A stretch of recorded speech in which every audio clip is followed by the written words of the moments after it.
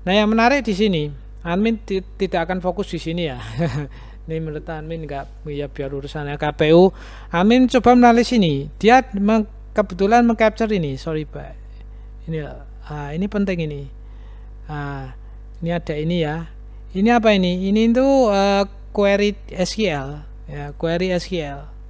Ya, case when 777 ini ya. Ini query SQL. Dari Oke, ini ada gambar ini. Kami coba mencari gambar yang paling sederhana yang bisa menggambarkan cara kerja SQL injection itu apa. Ya, cari sini coba. Jadi intinya gini. Nih, bagi seorang hacker ketika mengetahui bahwasanya laman ini adalah vulnerable SQL injection, dia tidak akan pakai password. Dia akan pakai password yang ngawur, ya, password yang salah.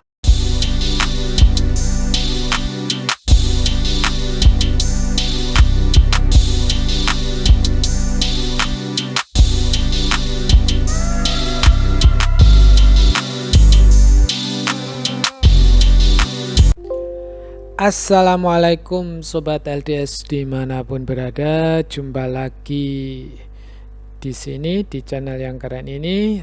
Semoga Sobat LDS dalam keadaan sehat walafiat.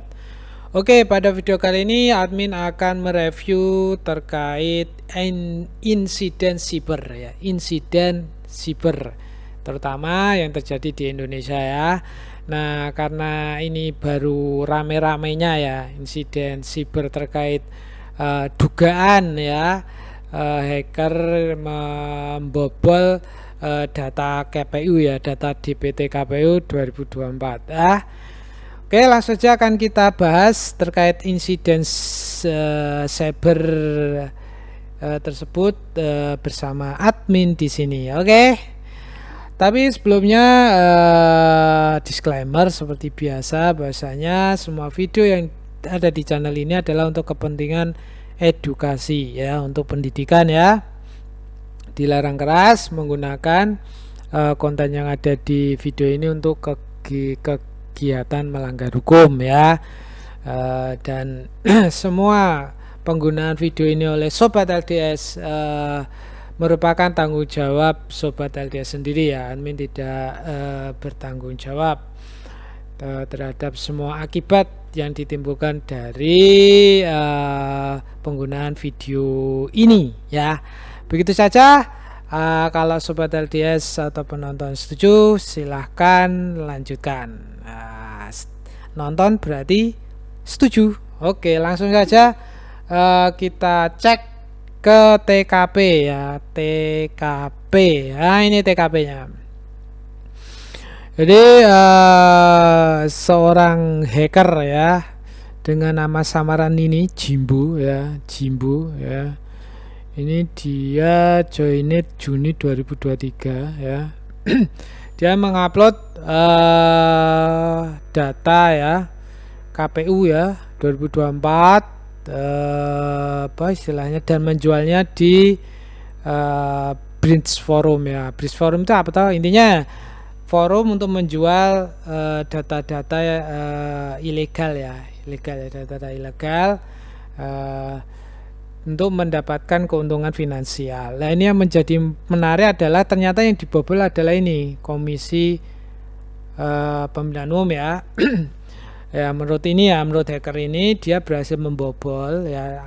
Admin akan coba menganalisis benar gak sih si Jimbo ini bisa membobol ya. Oke, ini tidak, intinya ini dia prince apa istilahnya November ya 2033 baru aja ini, berarti dia berhasil mengakses data NIK ya, KK, nama KP, nama, tempat tanggal lahir dan lain sebagainya ya. Formatnya apa? SQL. SQL seperti biasa, database kan rata-rata berformat SQL ya. Nah, ini yang menarik, dia memberikan sampel 500.000. Gila. 500 sampelnya itu 500.000 data ya. Ya. Sedangkan total data yang dia punya ini 250 juta ya. Ya, ketik aja biar keren, maksudnya biar jelas. Jadi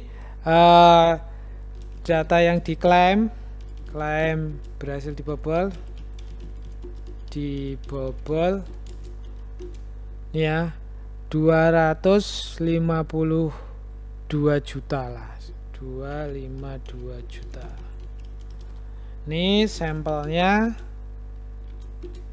500.000 sampel. Ngeri ya. Coba min besarkan biar kelihatan. Ya ini ya, berhasil dibobol 252 juta ya. Bayangkan, ini kan memang apa ya, mendekati seluruh data ya, data yang ada di jumlah penduduk Indonesia. Ngeri ya. Sampelnya 500.000, bayangkan 500.000, dan mungkin termasuk datanya admin berarti, karena admin juga punya hak memilih kan, datanya admin ya. Nanti coba kita cek ya, apakah maksudnya klaim ini benar ya. Oke, itu nah ini dia memberi tangkapan ini ya, tangkapan layar ya, tangkapan layar ketika dia berhasil mengakses istilahnya situs ya, webnya KPU untuk istilahnya membobol database-nya ya. Ini dashboard-nya di capture ya, dia bisa login sebagai ini. Sebentar, kita besarkan aja caranya, bentar, open in new tab aja ya. Jadi si hacker Jimbo ini mengklaim bisa membobol ya. Oh ya, tadi lupa. Ini dulu ya, dia menjual data harganya berapa ya? Sebentar. Dia menjual harganya sebesar berapa itu? Harganya nih 2 BTC atau setara dengan 74.000 dolar ya, 74.000 dolar. 74.000 dolar itu kalau dikurskan sekarang ya, misalkan taruhlah dikurskan 15.000 aja ya, berarti 74.000 kali 15.000, 1 dolar 15.000 misalkan ya, kan lebih harusnya. Dia berarti minta ini berapa? Gila, dia mintanya 1,1 M. 1,1 M guys. Ya gak tahu ini ada yang beli atau enggak, admin gak tahu, nggak bisa ngecek juga. Oh, there he goes. Oh no. Ini, nah yang menarik di sini, admin tidak akan fokus di sini ya. Ini menurut admin nggak, ya biar urusannya KPU. Admin coba menarik sini, dia kebetulan mengcapture ini, sorry pak, ini ini penting ini. Ini ada ini ya, ini apa ini itu query SQL ya, query SQL ya, case when 777 ini ya, ini query SQL dari form email ya, form email. Jadi dugaan admin admin yakin sih si Jimbo ini memanfaatkan celah keamanan yang namanya SQL injection ya. Jadi SQL injection istilahnya dia menemukan bahwasanya laman sidalih kpu.go.id ini ternyata vulnerable terhadap SQL injection. SQL injection apa, nanti admin jelaskan di belakang. Sebentar, saya admin teruskan dulu ya. Jadi dari sini kelihatannya jelas dia memanfaatkan celah SQL injection. Wah, menurut admin ini parah nih. Kalau sampai sebuah situs selevel KPU masih punya lubang keamanan terkait SQL injection ya, sangat parah sekali ya. Karena ya itu, ini termasuk lubang keamanan yang resikonya tinggi ya, karena dia bisa mengakses ke database ya, betul itulah. Jadi ini admin cuma menunjukkan ini ya. Jadi admin menduga ini si Jimbo ini memanfaatkan kelemahan dari websitenya ini, KPU ini, sidalih KPU ini ada celah keamanan berupa SQL injection. Oke. Oke, itu saya kembali ke laptop. Maksudnya kembali ke sini ya, ke sini. Jadi selain itu ada si Jimbo juga menampilkan ini ya, screenshot dari hasilnya tadi ya. Hasilnya tadi, dan ini dia memberikan 500k sampel data ya. Ya, nggak tahu benar 500 atau enggak ya. Ini datanya seperti ini, dan dia mencek di lamannya untuk memastikan bahwasanya datanya ini memang valid. Dia ini cek ini contoh di data TPS DPS di KBRI Singapura ya. Ini dia tampilkan ya. Ini dia cuma berusaha meyakinkan bahwasanya memang data ini benar-benar bukan data fake ya. Data fake benar data yang diambil dari tadi laman KPU tadi.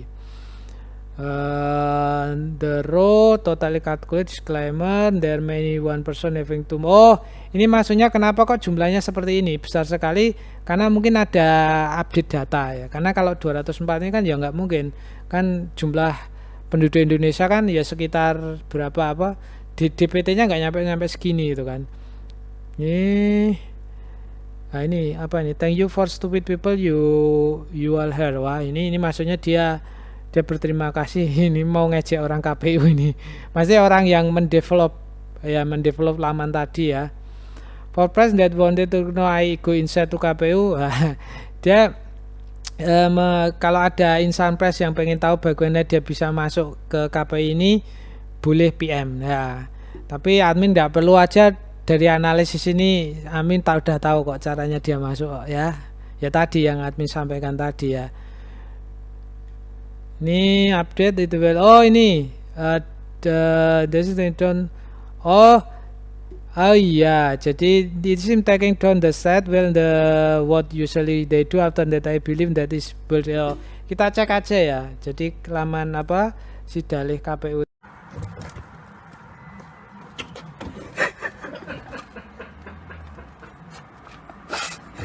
Coba. Tadi sebentar, ini nanti penjelasannya ya, si dalih.kpu.go.id ya. Nah ini bener, sampai sekarang masih masih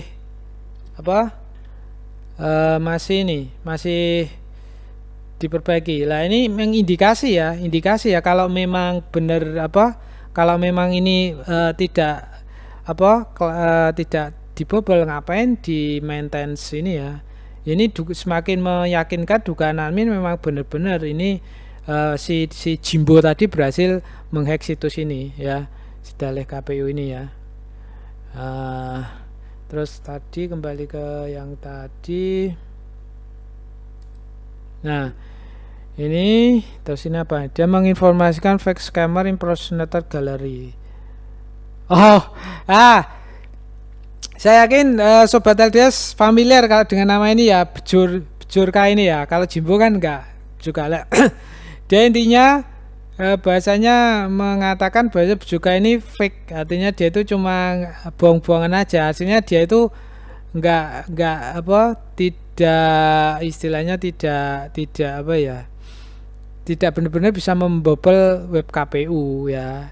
Dia mengatakan itu yang bisa membobol adalah dia, si Jimbo ini ya, dengan data-data yang data di SATA ya. Ini cuma cara-cara bagaimana menjual itu. Oke, itu ya yang jelas ini istilahnya, sorry tadi hampir kelihatan username-nya admin. Sebenarnya nggak apa-apa sih.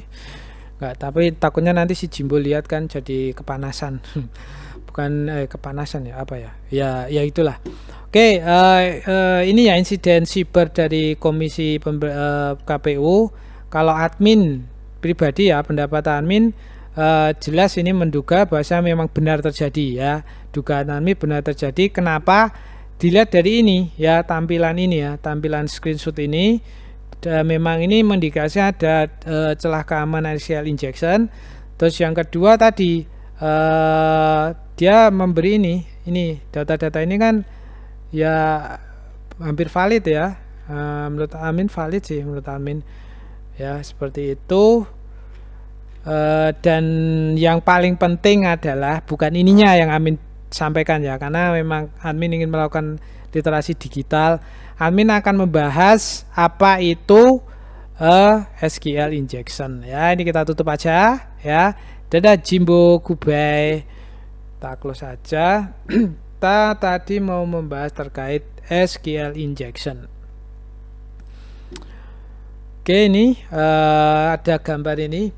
Admin coba mencari gambar yang paling sederhana yang bisa menggambarkan cara kerja SQL injection itu apa. Ya, cari sendiri coba. Jadi intinya gini. Kalau user yang normal ya, ketika dia mau mengakses database itu misalkan select bintang dari tabel user ya, di mana user ID, admin, and password rahasia ya. Jadi ketika istilahnya normal user mau mengakses ini, dia harus memasukkan username dan password. Intinya seperti itu, username dan password. Ini normal. Maka ketika misalkan kontaknya tadi, misalkan admin KPU tadi, website KPU tadi, sidalih KPU tadi, kan mesti ada adminnya yang pengelola websitenya itu kan, untuk menginput data ataupun manajemen datanya. Dia ada username password. Ya, misal usernya ini, maka dia akan bisa mengakses database itu ya. Ini yang atas ini alur yang normal ya. Dia mendapatkan data berdasarkan memang dari username yang dimasukkan ke aplikasi ya, ke website tersebut, seperti itu, masuk ke sini. Nah, yang bawah ini adalah attacker atau hacker ya. Ya mungkin si Jimbo tadi ya. Dia berhasil menemukan celah keamanan ya. Ini contoh yang sederhana aja. Tapi saya yakin bukan ini ya. Query-nya tidak seperti ini, pasti lebih complicated. Cuma ini contoh aja. Contoh untuk menjelaskan ke sobat LDS apa itu SQL injection. Kalau tadi user normal atau admin realnya KPU itu memasukkan username password untuk masuk ke aplikasi, si Jimbo ini, attacker ini ya, diduga ya, dia menggunakan kelemahan tadi kode SQL ya, query, sehingga dia tidak perlu memasukkan username dan password. Intinya itu, dia tidak perlu memasukkan username dan password, bisa mengakses database. Sederhananya seperti itu ya, lewat aplikasi ya, si hacker akan menggunakan celah keamanan aplikasi yang vulnerable terhadap SQL injection. Dia menggunakan kode-kode tertentu sehingga tidak perlu memasukkan user password, dia bisa mengakses database ya. Ini artinya ketika attacker, maka hasilnya ada data breach atau data yang sudah dihack ya. Dalam hal tersebut ada data-data database KPU ya, database pemilih ya, DPT 2024 ya, terdiri dari NIK, keluarga dan lain sebagainya yang tadi diklaim di forum tadi ya, seperti itu. Gimana, paham? Sudah paham atau tambah pusing atau biasa aja ya? Saya kira paham ya. Ini penjelasan sudah sangat sederhana sekali. Saya ambilkan, admin sampelkan yang paling sederhana. Oke, kalau masih belum jelas, tidak ada apa-apa, nanti bisa komen aja apa yang belum jelas, nanti admin jawab ya. Kalau bisa admin jawab, kelihatannya kalau teori ini kan teori ya, teori kan mungkin ya bisa memahamkan, tapi kan lebih afdol lagi, lebih keren lagi, lebih memudahkan lagi kalau ada simulasinya ya. Ini kami simulasikan langsung seperti apa sih sebenarnya salah satu celah keamanan SQL injection itu ya. Ini ya ini ya. Jadi admin menggunakan webnya Web Security Academic ya, contoh ya. Bagaimana SQL injection itu bekerja ya, supaya paham dan aware ya, terutama pengembang aplikasi ya. Ini ya, jadi ini ada sebuah website online shop ya, ini ada produk-produknya ya. Biasanya ada ketika sebuah website online shop ini kan tentu ada dashboard adminnya ya. Adminnya itu tujuannya apa ya, untuk mengupload produk, menentukan harga ini, mengupload harga ini, produk-produknya, dan mengelola websitenya ini ya. Dan tentu dari dashboard admin. Maka ini ada untuk kesana kan harus login. Ini ya. Loginnya apa? Misalkan si hacker tadi sudah tahu username-nya ya, username dari admin ya. Jadi administrator. Ya, username-nya adalah administrator ya. Ini bisa bisa dicari dengan berbagai macam cara ya. Ini admin tidak jelaskan, dan ini saya mau menjelaskan secara sederhana aja dan cepat bagaimana SQL injection bekerja.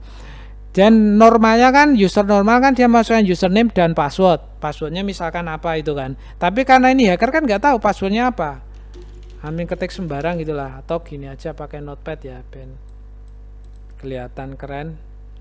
Ini passwordnya ngawuren ya, passwordnya ngawuren, copy sini ya, paste ya, passwordnya ngawuren, login yang kena nggak bisa. Lah passwordnya salah, invalid username or password, username udah betul tapi passwordnya salah. Lah bagaimana seorang hacker? Nah, ketika laman ini adalah vulnerable terhadap SQL injection ya, terutama tidak terkait login ya, tidak ada sanitasinya. Nanti apa itu sanitasi, apakah untuk yang kebersihan itu tentu bukan.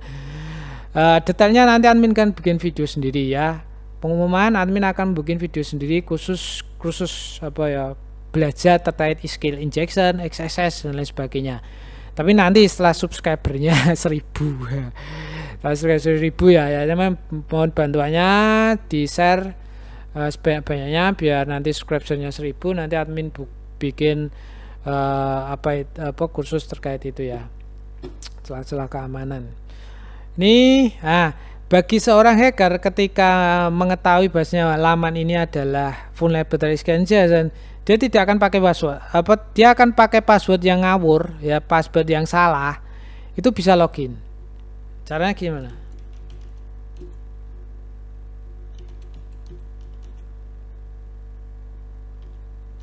Nih ya, admin ngetik password administrator, kasih tanda petik strip ya, strip. Ini passwordnya sama aja diketik tadi, ngawuren nggak apa-apa, ngawuren. Yang pertama tadi kan emang nggak bisa, tapi karena ini menggunakan kode-kode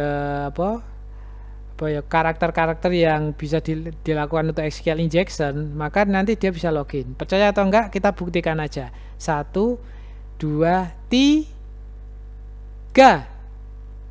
Yeay, berhasil ya, username is administrator ya. Misalkan ya. Jadi intinya sudah bisa login tanpa dengan password yang ngawur. Password salah bisa karena ingin memanfaatkan celah keamanan SQL injection. Udah gitu ya, paham toh? Ya sederhananya itu ya, sederhananya adalah ketika ya bagi para developer, apalagi developer sekelas KPU, ya mohonlah sebelum itu di launching dilakukan pentest dulu ya. Toh pentest itu juga tidak mahal, toh anggarannya juga ada kan. Ataupun misalkan minta bantuan admin pentest juga oke sih, gratis kalau untuk Republik ini. Untuk Republik ini iya serius, kalau untuk Republik ini masih untuk kepentingan umum gratis, enggak apa-apa lah, toh tidak ada salahnya kan di pentest, daripada nanti yang melakukan pentest hacker ya namanya bukan pentest tapi benar menghacking gitu kan. Jadi saran ya untuk pemerintah aja lah, Kominfo ini terutama ya, jadi semua aplikasi-aplikasi yang menyangkut hajat hidup orang banyak itu mbok ya disuruh pentest ke istilahnya komunitas cyber security ya, itu biar kan semakin banyak yang pentest kan semakin bermanfaat. Toh pentest nanti pakai yang pentest blue box aja, yang black box ya, black box itu artinya ya posnya seperti hacker, dia tidak dikasih apa-apa, silahkan coba bobol web ini gitu kan, aplikasi ini gitu.